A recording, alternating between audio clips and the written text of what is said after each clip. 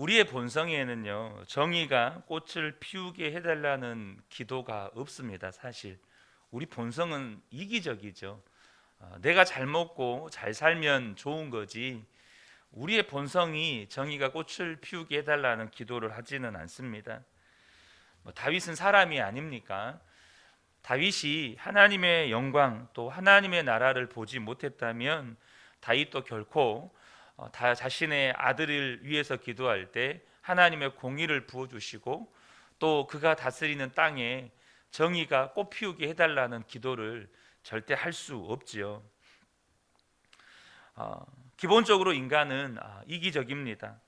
또 우리 역시도 끊임없이 어떤 특혜를 원하죠. 여러분, 우리가요 당장 세상에서 돈만 조금 더 가지고 있으면 타고 다니는 교통수단이 달라집니다. 당장 대중교통을 이용하더라도 우리가 비행기를 타면 돈을 좀 더 지불하면 퍼스트 클래스, 비즈니스석으로 가게 되죠. 심지어 탈 때도 그분들이 먼저 타시고 내릴 때도 그분들이 먼저 내리고 비행기 사고가 나더라도 그분들 먼저 구조하고, 여러분, 이런 것이 세상에서 우리의 본성이 그대로 적용되는 세상의 일들입니다. 억울해도 조금 힘들어도 불편해도 법이니까 나는 감수하겠다. 사실 이건 사람의 본성 아닙니다.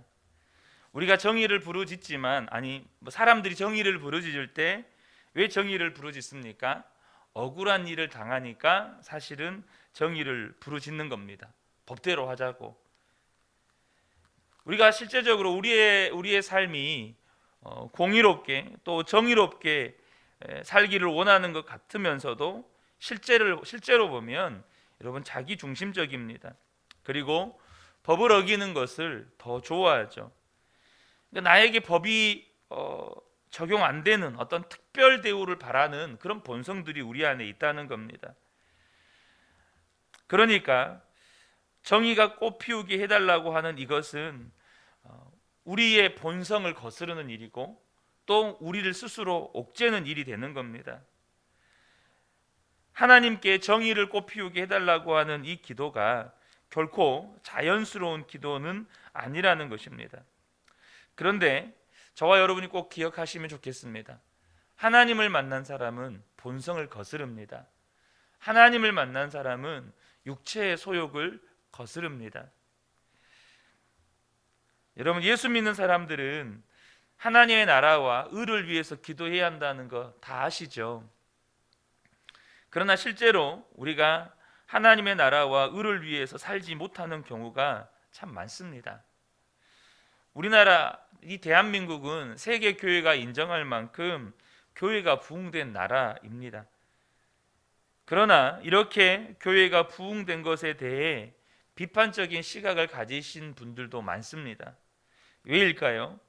한국 사회가 교회가 이렇게 부흥이 되었는데도 별로 달라진 것이 없다고 생각하기 때문입니다. 여러분, 그것을 비판하는 시각에서 바라보는 사람들은 대형 교회 몇 개가 더 생긴 것 외에는 그것이 별 의미가 없는 겁니다. 여러분, 교회가 부흥한 이후에 한국 사회가 더 깨끗해졌습니까? 한국 사회가 더 정의로워졌나요? 한국 사회 안에 사랑이 넘치고 있습니까? 예수 믿는 사람들은 다 믿는 사람이라고 말을 하죠. 그런데 세상 사람들은 예수 믿는 사람들을 잘 믿지 못합니다.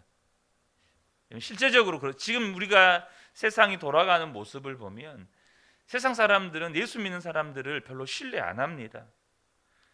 그 말은 역으로 이야기하면 예수 믿는 사람들이 세상 사람들에게 믿음을 주지 못했다는 말입니다. 예수 믿는 사람들이 예수 안 믿는 자기들보다 더 깨끗하고 진실하고 정직한 사람이라고 인정이 안 되는 거예요. 오히려 예수 믿는 사람들을 거짓말쟁이 또 위선자라고 이야기를 합니다. 이 시대에 제일 욕 얻어먹는 직업 중에 한 직업군이 목사지 않습니까? 저도 어디 가서 목사라는 말을 꺼내기가 부끄럽습니다. 제가 목사여서가 부끄러운 게 아니라 이 시대에 목사가 너무나도 부끄러운 일들을 많이 한 것이 뉴스에 막 실려 버리니까 그것을 제가 목사라고 말하기가 이 시대가 부끄러워지는 시대가 되어 버렸다는 거예요. 사랑하는 성도 여러분, 저와 여러분이 기억하셔야 될 것은 교회에 다니는 정도만으로는 결코 이 땅에 하나님의 나라와 의를 위해서 살지 못한다는 겁니다. 오직 하나님을 만난 사람이 본성을 거스려서 공의와 정의를 위해서 기도하고 또 하나님 나라와 하나님의 의를 위해서 살아갈 수 있게 된다는 것이죠. 일터 사역을 하시는 최영수 목사님이라는 분이 계시는데요. 이 목사님이 큰 길가에 주일은 주님과 함께 이런 광고 간판을 붙인 어느 회사 이야기를 그분의 책에다가 쓰셨습니다. 여러분, 회사가 그것도 대로변에다가 큰 입간판으로, 우리 보면 그 굉장히 큰 간판들 있잖아요. 그런 큰 간판에다가 주일은 주님과 함께라는 이런 문구를 붙이는 것은 대단한 용기와 믿음이 필요한 일입니다. 실상 세상에서 사업을 할 때 이렇게 신앙을 드러내는 것은 영업에 도움이 되기보다는 손실을 끼치는 경우가 많다고들 하죠. 그래서 이렇게 주일은 주님과 함께라는 이 광고 문구, 그런데 교회는 그동안 그렇게 하는 것을 믿음이라고 장려하고 또 칭찬했습니다. 하지만 이 일터 사역을 하시는 이 최영수 목사님은 그게 일터 사역을 쭉 하다 보니까 그게 진짜 믿음이 좋은 걸까? 그것이 정말 믿음이 좋은 증거일까에 대한 회의감을 품게 되었다는 거예요. 정말 믿음이 좋은 것은 무엇을 말하는 것일까? 주일이면 반드시 교회에 가서 예배를 드리는 것을 믿음의 전부라고 말할 수 있는 걸까? 월요일부터 토요일까지 예수 안 믿는 사람들과 어울리는 일터 현장에서 그가 어떻게 말하고 행동하고 결정하는 것으로 믿음이 좋은 것을 드러내야 하는 것은 아닌가? 이분의 책 속에 그런 내용들이 기록이 되어 있습니다. 한국교회가 그동안에 정말 주일 성수를 많이 강조했죠. 여러분, 주일 성수가 강조되어야 합니다. 그런데요, 월요일부터 토요일까지 어떻게 살아야 되는지에 대해서는 주일 성수가 강조된 것에 비해서 그렇게 성도들에게 강조되지 않았습니다. 그렇게 가르치지를 않았어요. 그래서 성도들은 늘어났지만 정작 세상과 훨씬 더 많이 살아가는 월요일부터 토요일까지 세상 속에서 어떻게 살아가야 되는지에 대해서는 성도들이 잘 모르는 거예요. 그러니까 주일을 성수하는 성도들은 많지만 세상을 변화시키는 성도들은 별로 없는 겁니다. 여러분, 다윗 왕이 솔로몬을 위해서 기도하기를, 솔로몬이 왕이 되었을 때 하나님 제발 우리 아들 솔로몬이 제사 빼먹지 않고 꼬박꼬박 드리게 해주세요, 이 기도하지 않습니다. 솔로몬이 통치하는 기간 동안에 정의가 꽃을 피우게 해달라고 기도했다는 것은 다윗이 지금 왕으로 살아오면서 철저하게 깨닫게 된 것이 있는 겁니다. 하나님께서 그로 하여금 그의 삶 속에서 무엇이 중요한지를 보게 해주신 것이 있는 거예요. 그렇지 않으면 그냥은 이런 기도가 안 나옵니다. 여러분, 그냥 세상 사람들은요, 잘 먹고 잘 살면 그냥 장땡입니다. 그게 최고인 거예요. 우리 아들 죄의 기간 동안에 더 많은 나라 정복하게 해주시고, 더 많은 나라가 우리 아들에게 와서 조공을 바치게 해주시고, 나라는 태평성대하게 해주시고, 이게 인간의 본성이라는 거죠. 정의가 꽃을 피우려면 어제도 잠깐 나누었지만 가장 많은 권력과 권리를 가지고 있는 왕이 심각한 제약을 받습니다. 근데 그것을 아들이 더 많은 손해를 감수해야 하는, 아들이 더 많은 희생을 감수해야 하는 그 기도를 지금 다윗은 드리고 있는 겁니다. 손봉호 교수님이 강의 중에 이런 말씀을 하셨습니다. 한국 사회가 정직하지 못한 데는 상당 부분 기독교인의 책임이라는 거예요. 2000년에 위증죄로 고소되어서 재판을 한 케이스가 1198명이 있었답니다. 위증죄. 같은 기간에 일본에서는 위증죄로 재판을 한 경우가 5명 있었답니다. 그러니까 240배 차이죠. 그런데 인구의 어떤 숫자, 이것을 고려해서 보면 한 670배 정도 차이라고 합니다. 그러니까 우리나라 사람들은 너무 쉽게 그냥 거짓말 한다는 거예요. 위증을 한다는 거예요. 당시 일본 기독교인은 0.7%, 우리나라는 20% 이야기를 합니다. 기독교인이 5명 중에 1명이라는 나라입니다. 그런데 위증죄, 거짓말에서 재판받는 경우가 일본보다 670배가 많다는 겁니다. 기독교인들이 지금 역할을 제대로 하고 있느냐는 아픈 이야기를 그분이 강의 중에 하셨어요. 여러분, 지금 20년이 지난 우리 사회는 얼마나 달라졌을까요? 그건 우리의 기도를 보면 압니다. 우리의 기도. 제가 이 말씀을 준비하면서 정말로 우리의 기도가 좀 바뀌어 가야겠다라는 생각이 다시 한번 듭니다. 교회부터가 기도가 바뀌어 가야겠다는 생각이 들어요. 여러분, 우리가 지금 교회 기도할 때, 아침에 이제 새벽에 기도할 때 제일 먼저 우리 그은혜교회 1년 공동 기도 제목 기도를 하잖아요. 그리고 나라와 민족을 위한 이 기도는 여러분들이 자율적으로 하시도록 제가 그냥 기도를 따로 하지는 않았습니다. 근데 제가 이제 오늘 이 말씀을 준비하면서 채팅방에도 이 나라와 민족을 위한 기도 제목을 올리고 가장 먼저 공동으로는 이 나라와 민족을 위한 기도를 하고 교회를 위한 기도 제목은 개인적으로 하시도록 해야겠다라는 생각이 들었습니다. 우리의 기도를 보면 안다는 거예요. 기독교인들이 지금 무엇을 위해서 기도하고 있느냐는 거예요. 기독교인들이 정말로, 우리 성도들이 정말 하나님 나라와 하나님의 의를 위한 기도를 하고 있느냐는 거예요. 이 나라, 이 민족 가운데 하나님의 공의와 하나님의 정의가 꽃피우도록, 하나님의 공의와 하나님의 사랑이 꽃피우도록 우리가 기도하고 있느냐는 거죠. 기도하지 않는데 하나님이 어떻게 역사하실 수 있겠습니까? 앞서도 말씀드렸지만 정의가 꽃을 피우게 해달라는 기도는 사람의 본성으로는 하지 못합니다. 또 정의가 꽃을 피우게 해달라고 기도하는 사람을 세상이 싫어합니다. 세상은 정의롭지 않아요. 세상은 싫어합니다. 그러나 여러분, 하나님을 만나고 나면 사람은 반드시 달라집니다.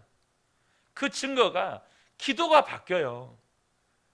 여러분, 하나님 만난 사람은요, 기도가 바뀌게 돼 있습니다. 오늘 본문 18절 19절을 제가 다시 한번 읽겠습니다. 홀로 놀라운 일을 하시는 분, 이스라엘의 하나님 주 하나님을 찬양합니다. 영광스러운 그 이름을 영원토록 찬송합니다. 그 영광을 온 땅에 가득 채워 주십시오. 아멘, 아멘. 여러분, 언제 여러분들이 아멘, 아멘 이렇게 막 감탄적으로 아멘을 합니까? 그 말씀이 여러분의 심령이 그냥 확 사로잡을 때 나도 모르게 막 아멘, 아멘 이렇게 튀어나오잖아요. 근데 지금 다윗이 언제 지금 아멘, 아멘이 튀어나옵니까? 영광스러운 그 이름을 영원토록 찬송합니다. 그 영광을 온 땅에 가득 채워주십시오 하는데 아멘, 아멘 하고 외치는 겁니다. 지금 다윗은 하나님의 영광을 바라보고 있는 겁니다.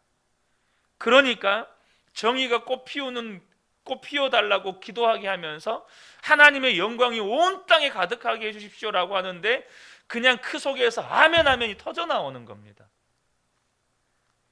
여러분 잘 아시죠? 사도 바울이 다메섹으로 가다가 빛 가운데 예수님을 만나고 또 삼층천을 보고 옵니다. 삼층천에 올라갔다 와요.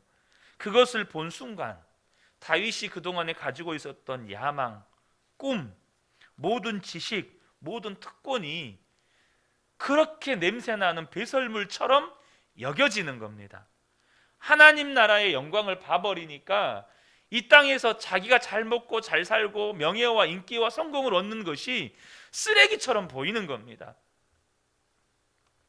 그러니까 여러분, 이 바울은 결혼도 안 했습니다. 여러분, 사람의 본성 아닙니까? 결혼도 안 했어요. 그런데 그리고 나서 이방인을 위한 복음을 전하는 그 길, 순교의 길을 여러분 걸어갑니다. 기쁨으로 걸어가요. 죽는 것도 무섭지 않았습니다. 그렇게 되는 이유가 뭡니까? 예수님을 만났고 삼층천을 경험했기 때문입니다. 여러분, 저와 여러분이 정말로 하나님 나라를 보았고 하나님을 만났다면 기도가 달라지는 거예요. 한 가지 중요한 사실이 있습니다. 하나님의 공의와 정의는 하나님만 이루실 수 있습니다. 사람이 이룰 수 없습니다. 그런데 하나님이 그 일을 이루어 가실 때 하나님의 사람들을 통해서 이루어 가신다는 겁니다. 어떤 사람들을 통해서 이루어 가실까요? 하나님을 만난 사람들, 하나님을 만나서 그 심령이 변화된 사람들을 통해서 하나님은 그 일을 이루어 가십니다. 그래서 주님이 먼저 하시는 일이 뭐냐면 우리의 심령을 뒤집는 일을 하시는 거예요. 우리의 심령을 여러분 새롭게 하시는 일을 하시는 겁니다.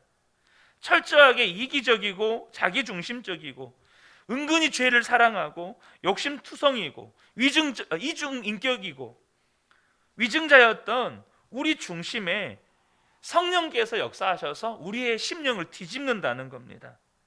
그런 사람들이 한 사람, 두 사람, 10사람, 100사람이 생기면서 이 땅에 하나님의 공의와 하나님의 정의도 실현되어져 가는 것입니다.